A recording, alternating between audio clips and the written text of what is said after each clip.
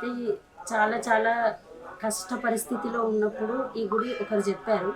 చెప్పడంతో నేను ఇక్కడ ఒక్కసారి వచ్చాను. అది ఎప్పుడంటే ఒక 10 ఇయర్స్ బ్యాక్.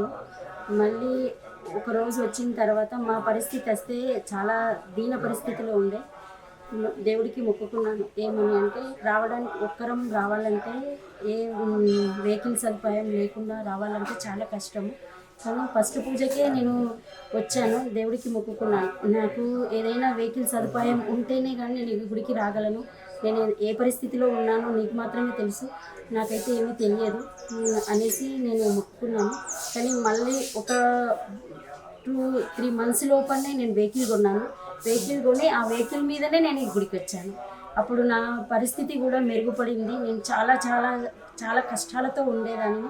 కానీ ఈరోజు నా పిల్లలు ఇద్దరు కూడా బాగా చదువుకున్నారు. మా అమ్మాయి కూడా మంచి గవర్నమెంట్ ఉద్యోగంలో చేరింది.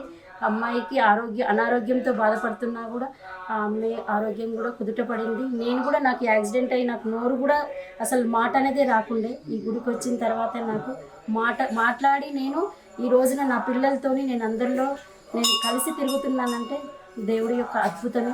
ఈ కన్ను మూసి తెరిసే లోపలనే అద్భుతాలు జరిపించే గొప్ప దేవుడు శనీశ్వరాయ.